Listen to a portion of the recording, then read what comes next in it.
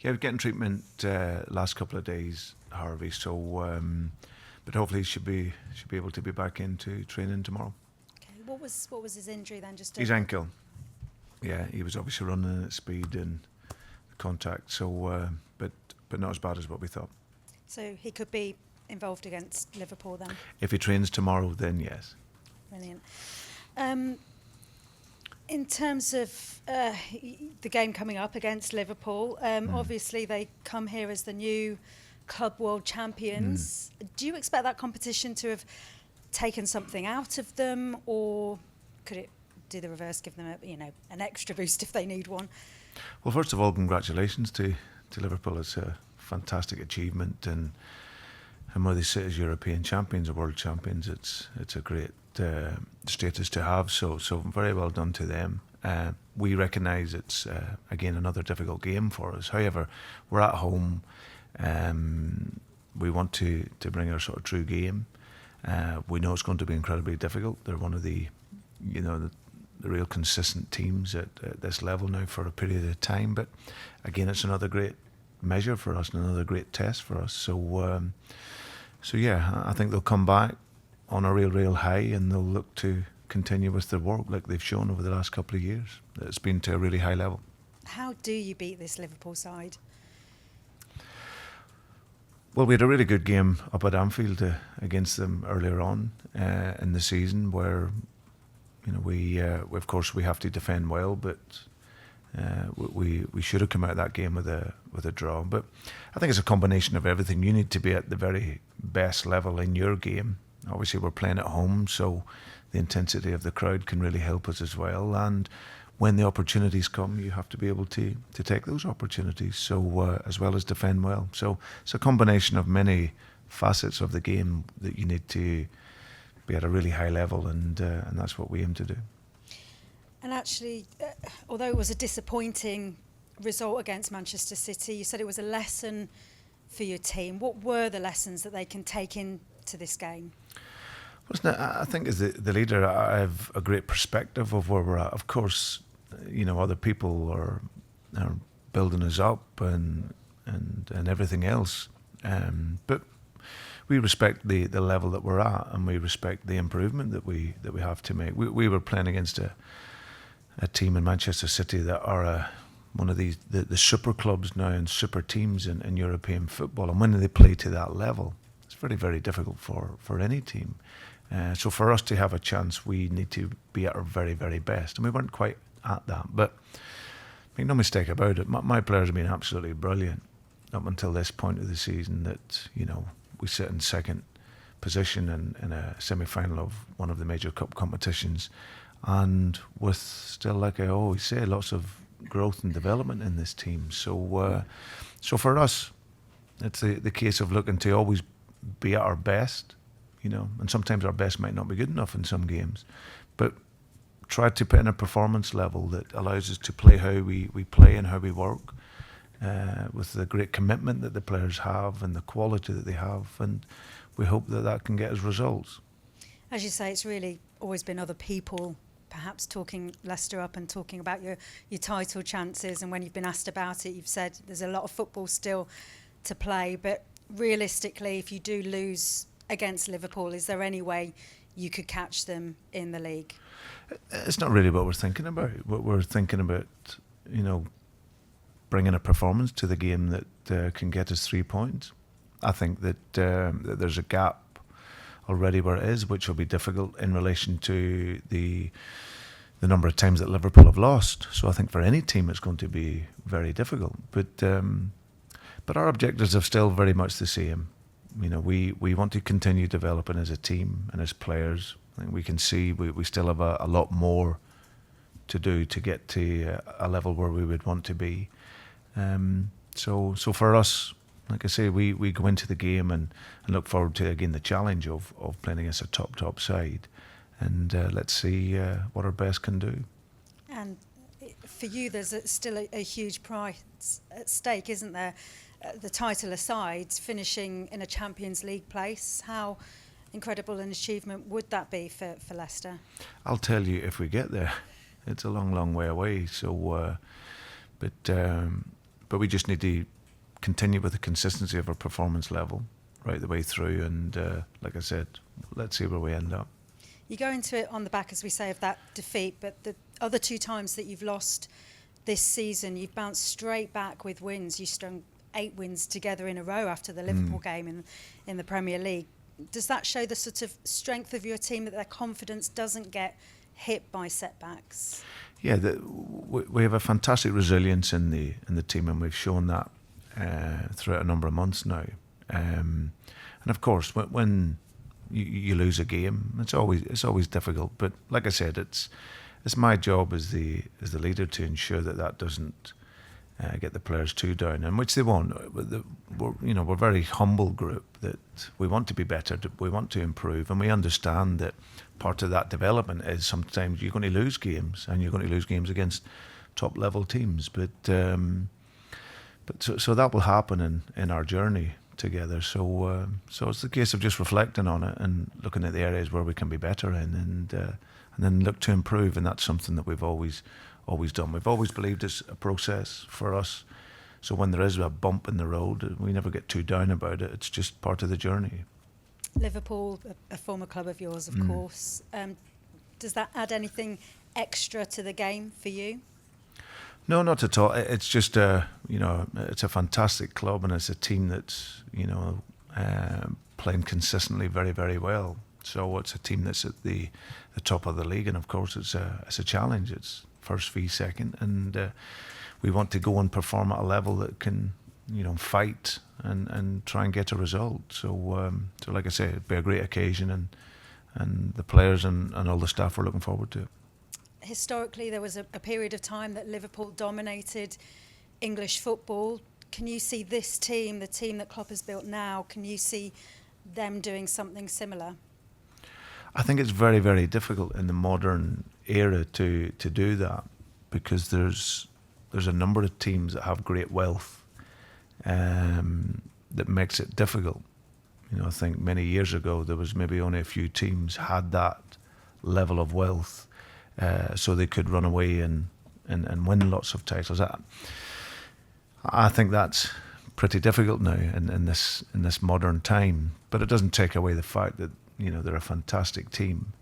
They're consistently doing very well, and now they have that feeling of winning.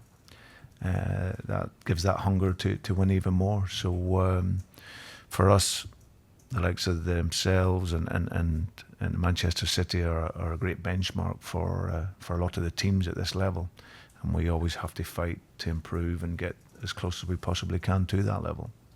And the job that Jurgen's done there, how special is he in terms of the managers we've got out there in the world right now? There's no doubt Jurgen's one of the leading managers in world football. He's done fantastic since he's gone in there, in particular the last couple of years, where they found a consistency and, like you say, a way to win. So yeah, he's been absolutely brilliant for them, and like I say, they've grown and developed over the time that he's been there. So yeah, he's certainly up there with Pep as the world leading coach, and yeah, he's done brilliant. It's a huge game, I'm sure, set for a special atmosphere on Boxing Day. Will you get to enjoy Christmas at all?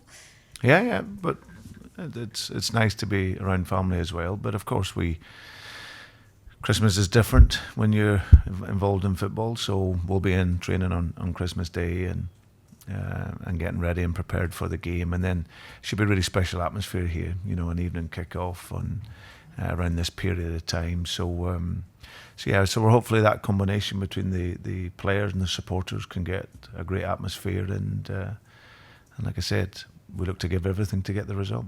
And obviously we're approaching January. The stories are coming thick and fast in terms of players that may be interesting to other clubs, players you may be interested in. How sorted are you in terms of your plans for January and who you might want to bring in?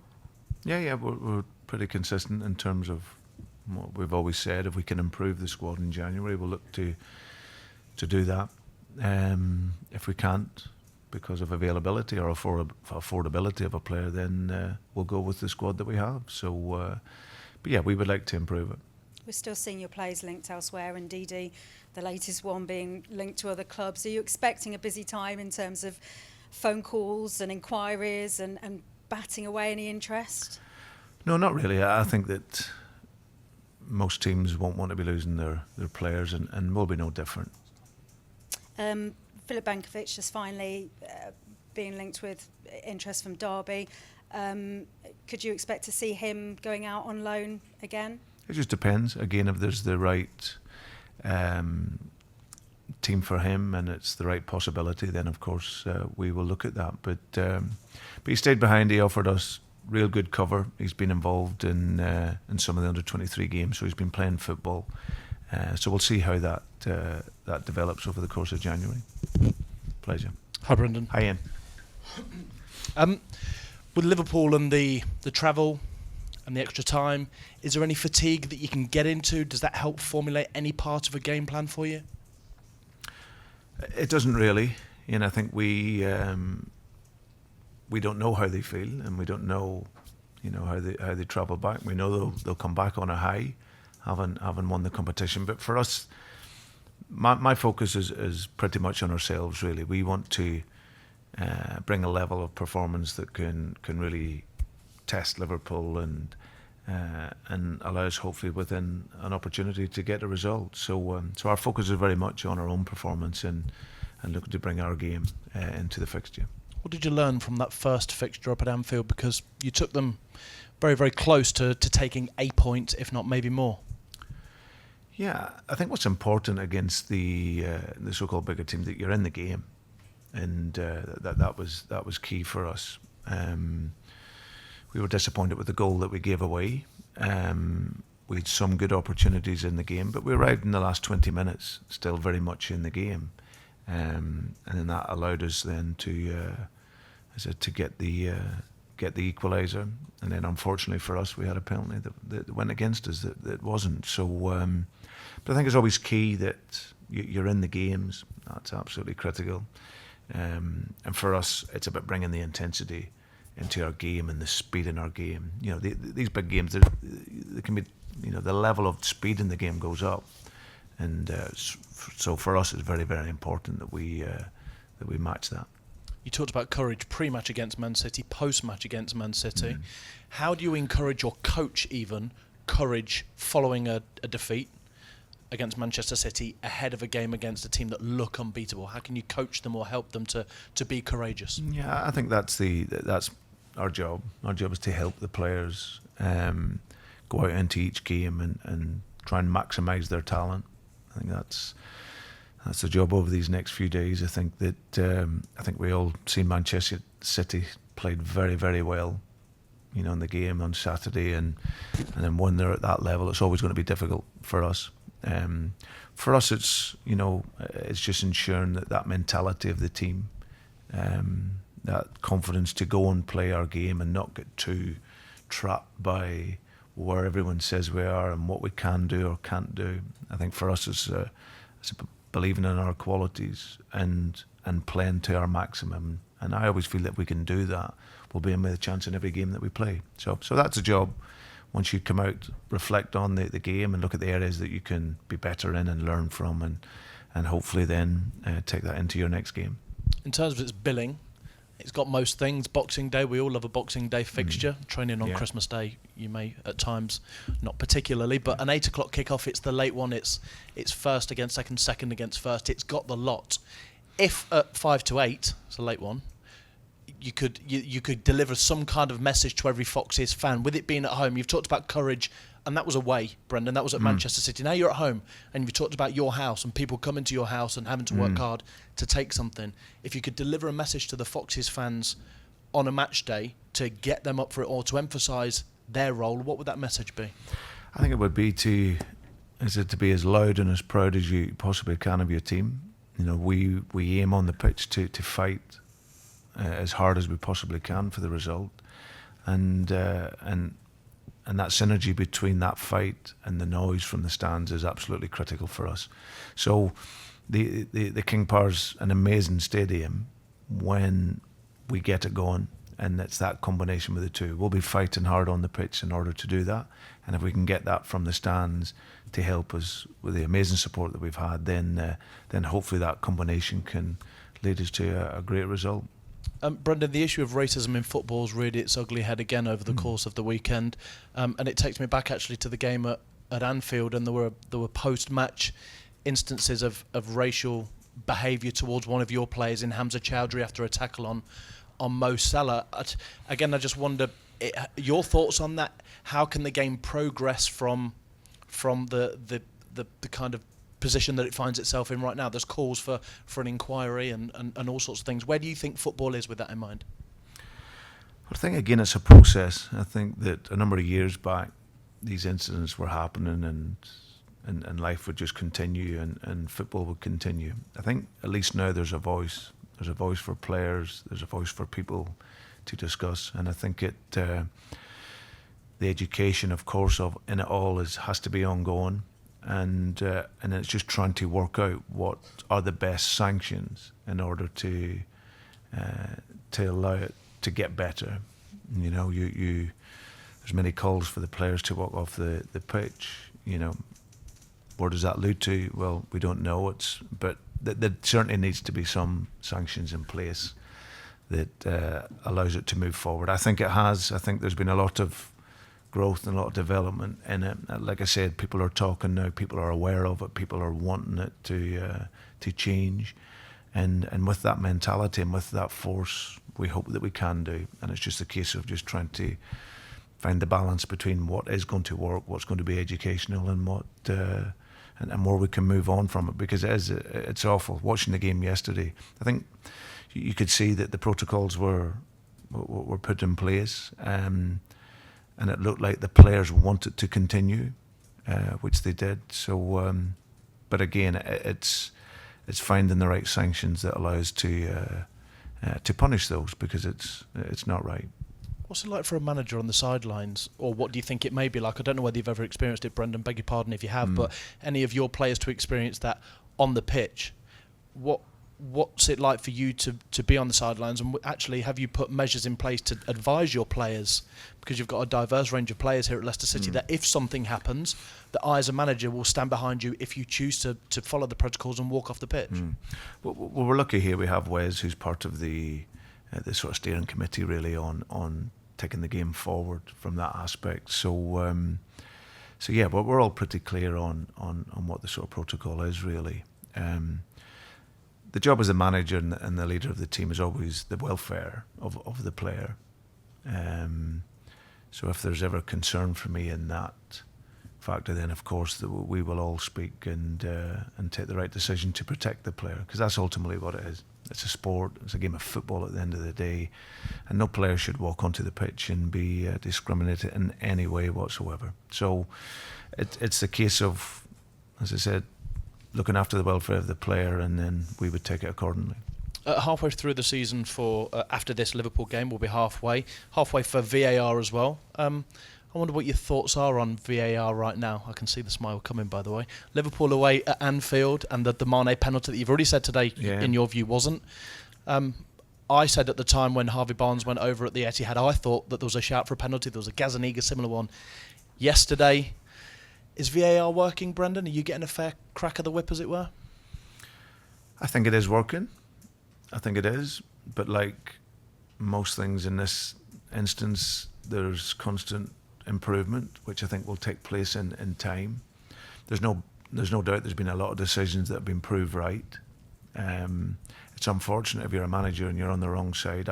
I've always said I tend to not go either way with it, because some will go for you and some will go against you. But